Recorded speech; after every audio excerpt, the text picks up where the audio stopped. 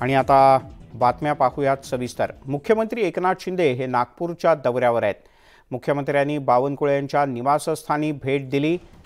यावेळेला मुख्यमंत्री एकनाथ शिंदे आणि चंद्रशेखर बावनकुळे यांच्यात बंद दाराआड चर्चा झाली।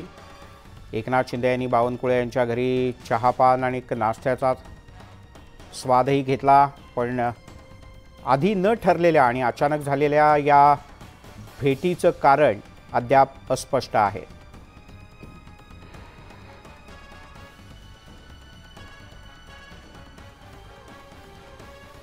उदय तिमांडे आपले प्रतिनिधी आपल्यासोबत आहेत। उदय, ही भेट पूर्वनियोजित होती का अचानक झाली भेट? काय कारण आहे या भेटीमागे?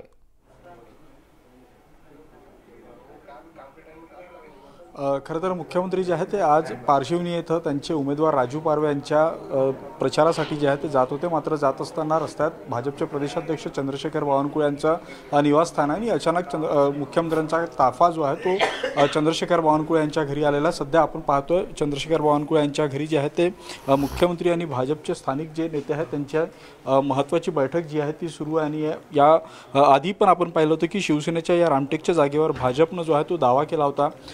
भाजपचं हे म्हणणं होतं की भाजपची ताकद या मतदारसंघामध्ये आहे, त्यामुळे ही जागा भाजपला देण्यात यावी। त्यामुळे जर विजयाचं गणित जर बसवायचं असेल तर भाजपची मदत महायुतीमध्ये या रामटेकच्या जागेसाठी महत्त्वाचं आहे। आणि त्या पार्श्वभूमीवर आता मुख्यमंत्री यांनी बावनकुळे यांची जी बैठक होत आहे ती बैठक अतिशय महत्त्वाची असणार आहे, कारण आता प्रचाराला अवघे काही दिवस शिल्लक उरलेले आहेत आणि या प्रचारामध्ये भाजपचे कार्यकर्ते सक्रियपणे सहभागी होणं आवश्यक आहे। आणि त्या पार्श्वभूमीवर जर या बैठकीला पाहिलं तर अत्यंत महत्त्व आहे। सुरुवातीला जेव्हा मुख्यमंत्री इथे बावनकुळे यांच्या निवासस्थानी दाखल झाले त्यावेळी सुरुवातीला चहापान झाला आणि आता निवडक भाजपचे नेते आणि शिवसेनेचे महत्त्वाचे नेते यांची जी आहे ती बावनकुळे यांच्या घरी बंदद्वार बैठक जी आहे ती सध्या सुरू आहे। स्थानिक पदाधिकारी, स्थानिक आमदार आणि स्वतः उमेदवार राजू पारवे देखील या बैठकीमध्ये आहेत। त्यामुळे आता या बैठकीमध्ये काय ठरतं आणि या बैठकीतून बाहेर आल्यावर मुख्यमंत्री काय बोलतात हे पाहणं जे आहे ते अतिशय महत्त्वाचं असणार आहे।